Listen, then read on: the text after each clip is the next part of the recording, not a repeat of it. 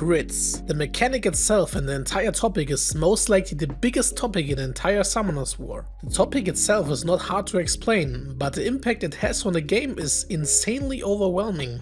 Before we go into the details of critical hits, let's take a moment to acknowledge some units whose performance is influenced by crit in some shape or form, so you will understand why it is so big. I will not go in detail with the units, but just so you see how big the entire topic is. Every unit I count now has something to do with crit. All oracles, all onimushas, 4 chimeras, 3 polar queens, hell lady family, 2A martial cats, Verdehile, Artemil, Ragdoll, Giana, Han, Vigor, Jultan, Wedgard, Beta, Eleanor, Seek, Kabila, Carmela, Regel, Antares, Chilling, Windy, Talisman, Isabel, Theomas, Odin, Belial, Jubel, Diaz, and nearly all damage units that has something to do and are ruined on crit damage. Holy! Oi oi oi. So now let's check how does crit work. Crit rate or critical rate is quite straightforward. It dictates the chance of landing a critical hit. For instance, if a unit has 50% crit rate, there's a 50% chance the attack will result in a critical hit. Likewise, a unit with a 100% crit will always land critical hits. However, this only is under the assumption that no passive or buff, such as Anticrit buff, is in effect, and without factoring in elemental interactions. Also, it's important to note that if a skill lands as glancing hit, it cannot crit. For a deeper understanding of glancing hits, feel free to check out my dedicated video.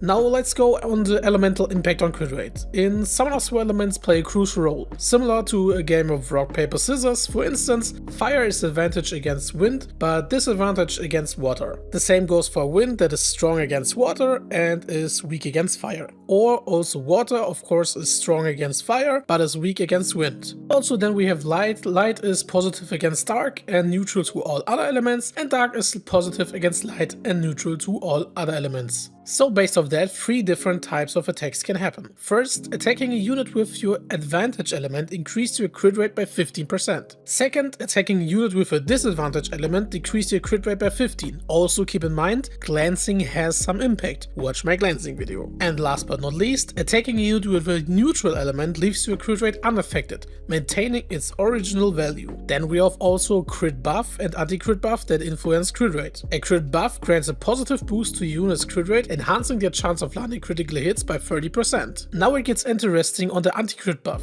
This decreases the crit rate from the attacking enemy by 50%. This makes them in some situations unable to land critical hits altogether. As example, if a unit has 50% or lower crit rate and it attacks a non-positive element enemy that has anti-crit buff, there is no way to land a crit. This aspect is often overlooked but holds significant strategic importance. That's why Vigor as example is really strong, or can be strong at least. So in conclusion, to get an example, if I have 95 crit rate on a unit and hit an enemy unit with anti-crit buff, my crit rate chance is only 45%. So the conclusion of crit rate. At the start of the video I named some monsters and families. All I can tell you is to read your monster skills and passives with a lot of care. Some units gain attack bar by critting, some units crit always in a certain scenario, some units cleanse, some units do this, some units do that. Some units can't even crit like the Onimusha family. It would be way too much to explain all of this, but alone from the amount of units that are affected by crit, you will see that crit is the most important thing in Summoners War. Keep in mind that 99% crit rate is not enough,